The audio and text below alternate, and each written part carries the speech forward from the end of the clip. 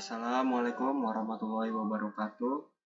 Halo semuanya, perkenalkan nama saya Muhammad Fitar Ramadan dengan NIM C1N0216 dari jurusan Ilmu Kelautan Universitas Mataram. Saya akan mempresentasikan bagaimana produksi sekunder perairan. Ada tiga poin yang saya akan jelaskan, mulai dari pengertian umum, penyusun, dan faktor yang mempengaruhinya. Yang pertama, pengertian umumnya. Pengertian umum produktivitas sekunder.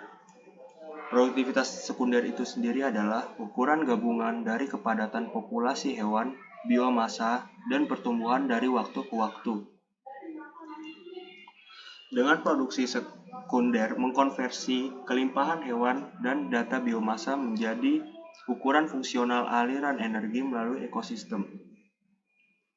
Produksi sekunder merupakan ukuran ideal dalam menentukan fungsi nursery di ekosistem pantai, yaitu kemampuan untuk mendukung kepadatan yang besar dari juvenil organisme laut dan mentransfer ke habitat lepas pantai, sebagai ukuran keseluruhan dari biomasa, pertumbuhan, dan sintasan organisme.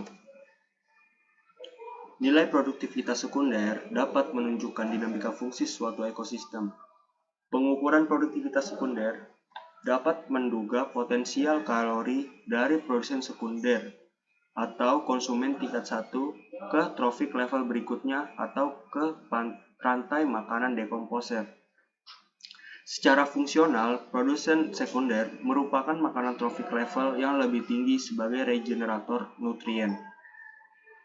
Yang kedua, kita akan membahas materi penyusun produktivitas sekunder. Materi penyusun produktivitas sekunder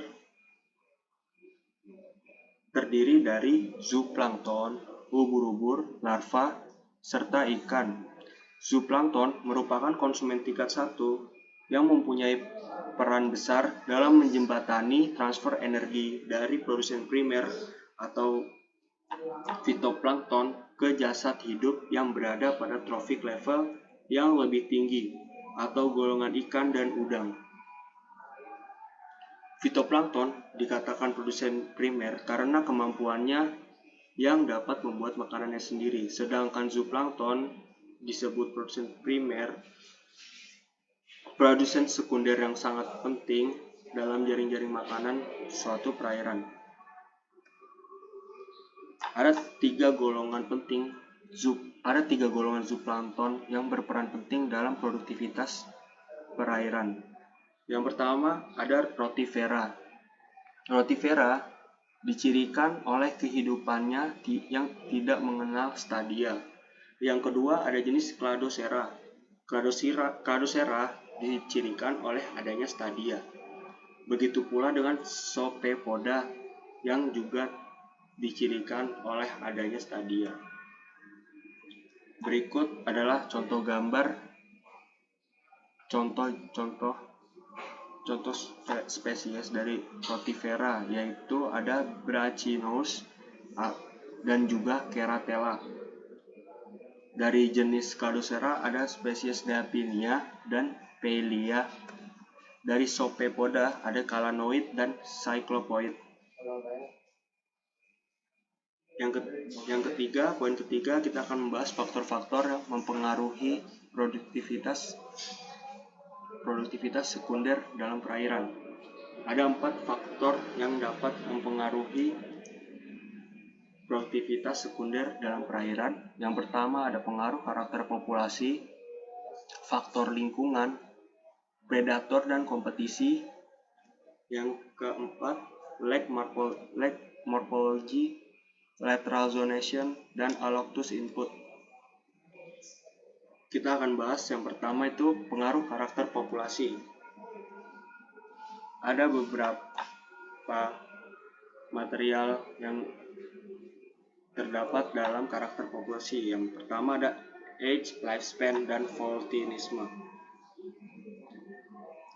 Age atau lamanya hidup atau usia relatif individu dalam suatu populasi dapat mempengaruhi produksi. Menurut beberapa penulis bahwa PNB menurun seiring menurunnya usia. Yang kedua, pengaruh volatilisme atau jumlah generasi per tahun konsisten dan berkelanjutan dengan efek jangka hidup. Yang ketiga, produksi sekunder dan PNB meningkat dengan jumlah generasi yang dihasilkan per tahun.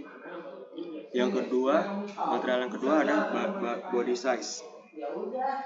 Ukuran tubuh pada produksi sekunder adalah salah satu dari beberapa hubungan yang telah diuji secara eksplisit. PNB akan menurun dengan meningkatnya ukuran tubuh dalam populasi.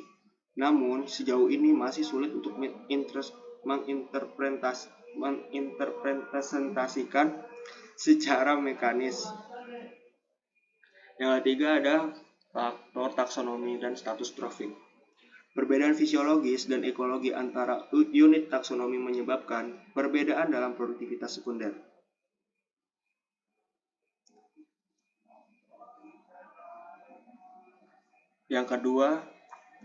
Faktor yang kedua adalah faktor lingkungan. Faktor lingkungan terdiri dari temperatur, food production, availability, dan quality. Dan yang ketiga, konsentrasi oksigen. Temperatur berpengaruh karena suhu perairan mempengaruhi keberadaan zooplankton secara fisiologis, sehingga perbedaan suhu akan mempengaruhi umur dan ukuran zooplankton serta komposisi dan kelimpahan zooplankton. Suhu juga mempengaruhi proses biologis di dalam tubuh zooplankton, sehingga akan mempengaruhi sistem metabolisme dan siklus hidupnya. Hal ini akan berdampak pada pertumbuhan populasi. Yang kedua, food production. Mengapa food production dikatakan penting dalam produktivitas sekunder? Dikarenakan pada dinamika zooplankton di ekosistem estuari. Dikarenakan proses suksesif populasi zooplankton secara alamiah sangat bergantung pada ketersediaan makanan. Perilaku makan zooplankton memainkan peranan penting dalam proses aliran energi dalam rantai makanan di estuari. Sebagai contoh, perilaku makan Sopepoda yang tidak hanya memakan fitoplankton tetapi juga memakan Nautilus dari Cephalopoda itu sendiri, sehingga jaring makanan yang ada bertambah kompleks. Beberapa jenis Cephalopoda biasanya memangsa larva ikan.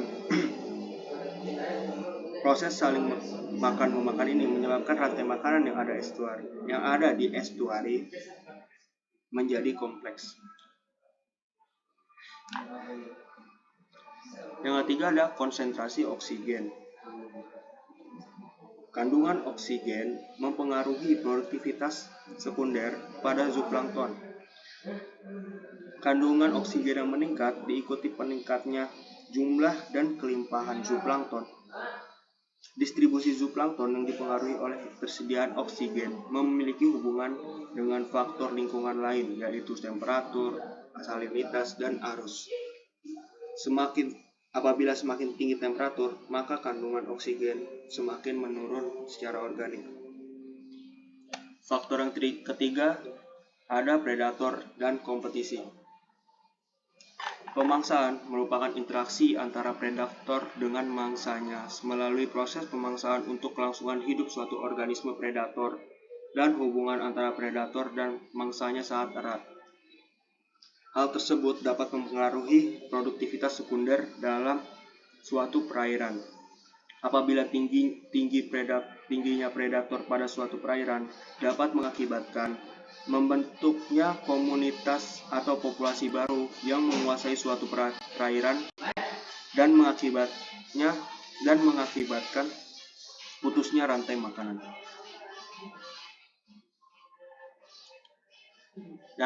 Dan faktor yang terakhir adalah lag morphology, lateral zonation, dan allochthous input.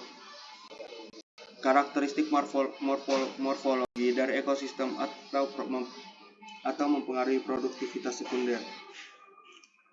bahwa danau dangkal mendukung tingkat produktivitas sekunder yang lebih tinggi dan juga luas permukaan danau. Yang penting karena danau yang lebih besar kurang diperkaya oleh sumber alokronus atau bahan organik dari ekosistem. Bahan organik itu sendiri berperan penting sebagai sumber energi dan daur ulang unsur hara pada perairan umum, baik tipe mengalir ataupun tergenang. Begitu saja presentasi dari saya tentang produktivitas sekunder suatu perairan. Kurang lebihnya mohon dimaafkan. Wabillahi taufiq wal hidayah. Wassalamualaikum warahmatullahi wabarakatuh. Dadah.